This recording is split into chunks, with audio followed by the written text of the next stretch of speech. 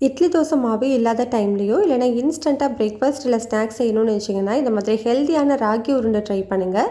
தேங்காய் சட்னி கார சட்னியோட சூப்பராக இருக்கும், ட்ரை பண்ணுங்கள்.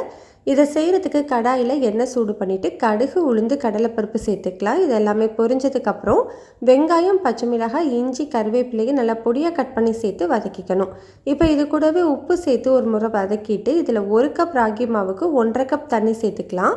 தண்ணி சேர்த்து ஒரு கொதி வந்த உடனே இதில் 2 டேபிள் ஸ்பூன் அளவு துருவின தேங்காய், 1/2 டீஸ்பூன் அளவு பெருங்காயத்தூள் சேர்த்து நல்லா மிக்ஸ் பண்ணிவிட்டு ஸ்டவ்வை லோ ஹீட்டில் வச்சுட்டு 1 கப் ராகி மாவை கொஞ்சம் கொஞ்சமாக சேர்த்துக்கோங்க. கட்டி தட்டாமல் மிக்ஸ் பண்ணிக்கணும். ஒன்று சேர்ந்து வந்த உடனே ஸ்டவ் ஆஃப் பண்ணிவிட்டு இதை ஒரு பவுலில் மாற்றிக்கலாம். வெதுவெதுப்பான சூடு வந்த உடனே கொஞ்சமாக கொத்தமல்லியும் சேர்த்து நல்லா மிக்ஸ் பண்ணிவிட்டு உங்களோட கையில் எண்ணெய் இல்லைன்னா நெய் தடவிட்டு சின்ன சின்ன உருண்டைகளாக உருட்டிக்கோங்க. எந்த சைஸில் வேணுமோ அந்த சைஸில் உருட்டிக்கலாம். இது எல்லாத்தையுமே ஸ்டீமர் பிளேட்டில் அடுக்கிட்டு இதை இட்லி பாத்திரத்தில் வச்சு ஒரு 10 நிமிஷம் வேக வச்சு எடுத்திங்கன்னா சூப்பரான ராகி உருண்டை ரெடி. ட்ரை பண்ணி பாருங்கள், டேஸ்ட்டு சூப்பராக இருக்கும்.